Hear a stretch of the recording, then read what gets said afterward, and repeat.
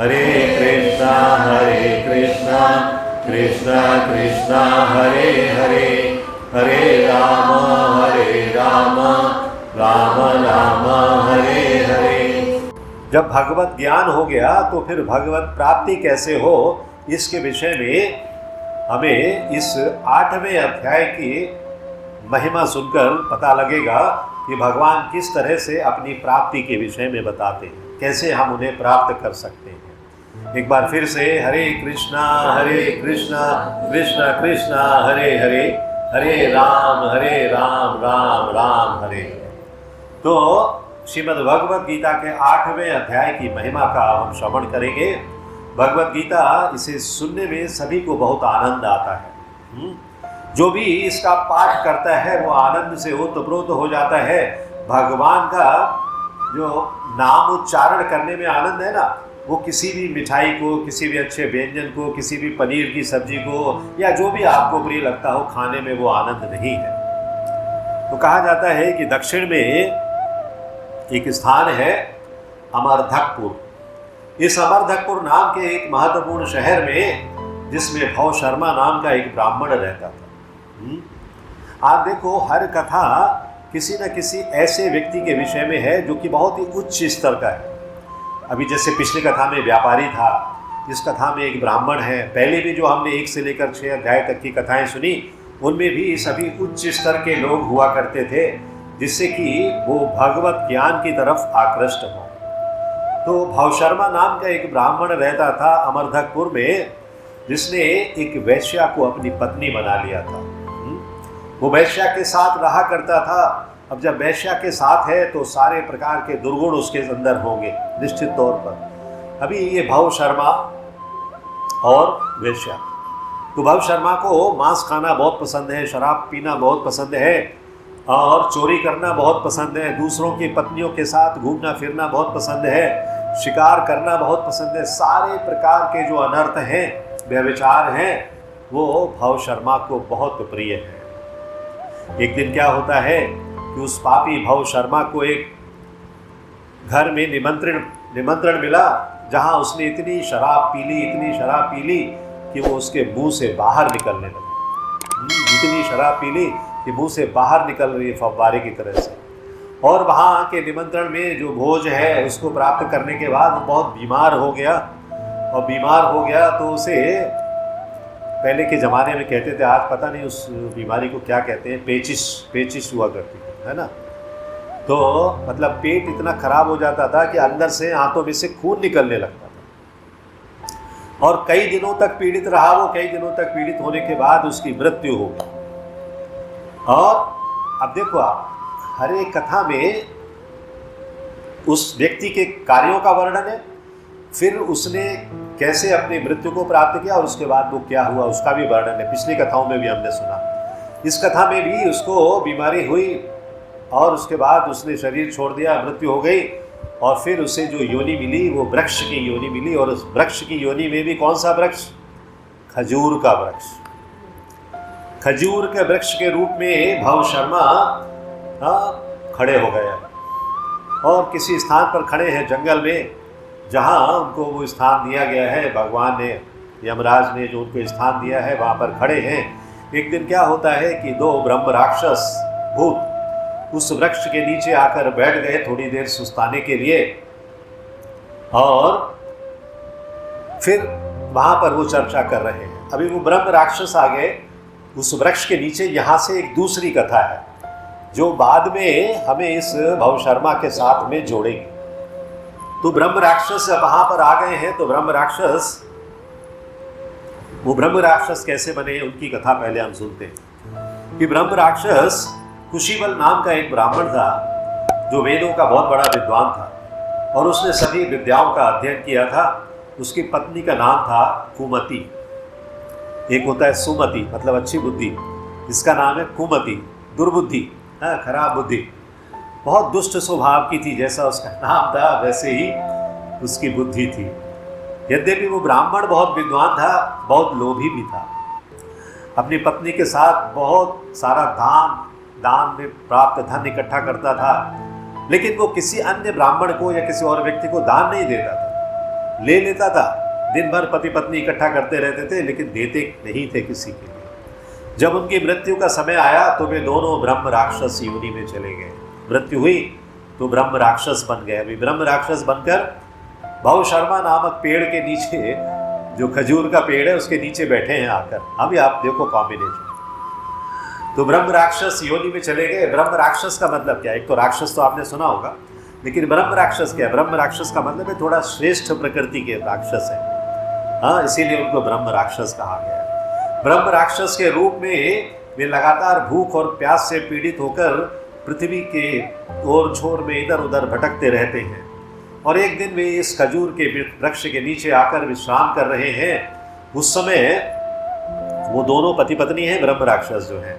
हाँ, उस समय पत्नी पति से पूछती है, कुमति जो है, हाँ, वो पूछ रही है कि हम ब्रह्म राक्षस होने के इस अभिशाप से कैसे मुक्त हो सकते हैं। परेशान हो गई, क्योंकि ब्रह्म राक्षस बनकर अभी गली गली जगह जगह पृथ्वी लोक में इधर उधर भटकना पड़ रहा है। तो कैसे मुक्त होंगे? तो उत्तर देते हैं कि ब्रह्म के ज्ञान से, आत्मा के ज्ञान से, सकाम कर्मों के ज्ञान से हम मुक्त हो सकते हैं। ब्राह्मण है, ज्ञान था, लेकिन कुमति के जाल में आकर बुद्धि भ्रष्ट हो गई। तो कहते हैं ब्रह्म के ज्ञान से, आत्मा के ज्ञान से, सकाम कर्मों के ज्ञान से हम मुक्त हो सकते हैं, और इस तरह के ज्ञान के बिना पापों से मुक्त होना संभव नहीं है। तो पत्नी कहती है, ये ब्राह्मण, ये बताओ ये सब ज्ञान हमें मिलेगा कहाँ से? हाँ, हम तो ब्रह्म राक्षस हैं, हमें कौन ज्ञान देगा? तो कहते हैं कि ये ब्रह्म क्या है, आत्मा क्या है, सकाम कर्म क्या है? हाँ, किम तद ब्रह्म किम अध्यात्मम किम कर्म पुरुषोत्तमा। तो ये जब पूछती है वो पत्नी अपने पति से कि ये सब क्या है, ब्रह्म क्या है, आत्मा क्या है, सकाम कर्म क्या है, तो जो अनजाने में उस ब्रह्म राक्षस पत्नी ने ये जो 3 शब्द बोले, ये 3 शब्द भगवत गीता के 8वें अध्याय के पहले श्लोक के शब्द हैं। इसलिए मैं भगवत गीता लेकर आया हूँ आपको दिखाने के लिए, है ना। 8वें अध्याय के पहला श्लोक, अर्जुन उवाच, यहाँ लिखा गया है, ठीक है ना। अर्जुन उवाच किम तद ब्रह्म किम अध्यात्मम किम कर्म पुरुषोत्तमा अधिभूतम च किम प्रोक्तम अधिदेवम किम उच्यते। ये उस पिशाच योनि में, राक्षस योनि में रह रही उस ब्राह्मणी ने ये प्रश्न पूछा अपने पति से। जैसे यहाँ अर्जुन पूछ रहे हैं कि हे भगवान, हे पुरुषोत्तम, ब्रह्म क्या है, आत्मा क्या है, सकाम कर्म क्या है, ये भौतिक जगत क्या है और देवता क्या है, कृपया करके मुझे बतलाइए। तो अर्जुन ने जो प्रश्न पूछा है, यहाँ वो ब्रह्म राक्षस पत्नी अपने पति से पूछती है। अभी उसने भूलवश या संयोगवश कहो, भगवत गीता के एक श्लोक की पहली लाइन पढ़ ली है। प्रथम श्लोक का आधा भाग पढ़ा है उसने। उस समय आधे श्लोक को सुनकर भव शर्मा वृक्ष रूप से मुक्त हो गए। जो भव शर्मा जिसके नीचे ही बैठे हुए अभी, भव शर्मा उस आधे श्लोक को सुनकर, खजूर का वृक्ष है, वो वृक्ष रूप से मुक्त हो गए और पुनः ब्राह्मण शरीर प्राप्त कर लिया और सभी पापों से उनको मुक्ति मिल गई। अचानक आकाश से एक पुष्प विमान आता है जो उन पति पत्नी को वापस भगवान के धाम वैकुंठ धाम ले जाता है। तो अभी इन्होंने बोला था, उन्होंने सुना था, दोनों को लाभ मिला। वृक्ष भी मुक्ति को प्राप्त हुआ और ये पति पत्नी भी मुक्ति को प्राप्त हुए और तीनों भगवत धाम को चले गए। तो अर्जुन उवाच, जो अर्जुन कहते हैं, ये बहुत ही महत्वपूर्ण प्रश्न है और ये प्रश्न अनजाने वश उस राक्षसी ने पूछ लिया था। भगवान ने उसका उत्तर जैसे अर्जुन को दिया, ऐसे यहाँ पर इनको उत्तर दिया कि इनको मुक्त कर दिया।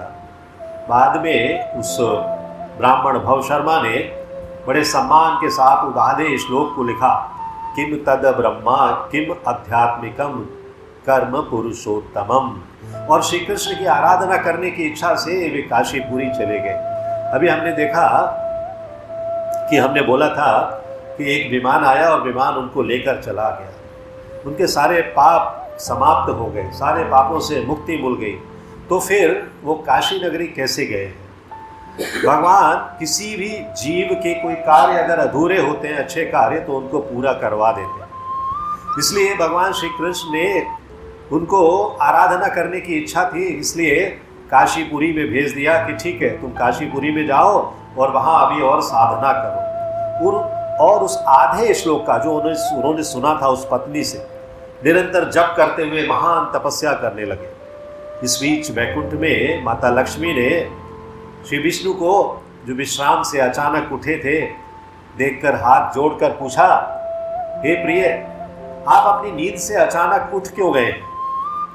तो भगवान श्री विष्णु कहते हैं, मेरी प्रिय लक्ष्मी, काशीपुरी में गंगा नदी के तट पर मेरा भक्त श्रीमद् भगवत गीता के 8वें अध्याय के आधे श्लोक का लगातार जाप करते हुए महान तपस्या कर रहा है।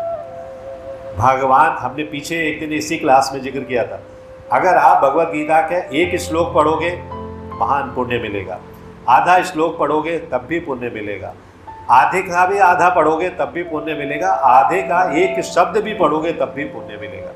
यहाँ आप देखो कि इन्होंने सिर्फ आधा श्लोक, पहली लाइन ही पढ़ रहे हैं, लगातार जप कर रहे हैं। उधर भगवान अपने धाम में उठकर बैठ गए और माता लक्ष्मी को बता रहे हैं कि मैं क्यों उठकर बैठा हूँ। कहते हैं, मैं बहुत दिनों से सोच रहा था कि उसकी भक्ति का पुरस्कार कैसे दूँ। तो ये भगवान और माता लक्ष्मी में चर्चा हो रही है। इधर पार्वती माता भी बेचैन है, वो भी पूछती है भगवान श्री शिव से कि जब श्री विष्णु अपने भक्त पर इतने प्रसन्न हुए तो उन्होंने क्या वरदान दिया, प्रभु मुझे बताइए।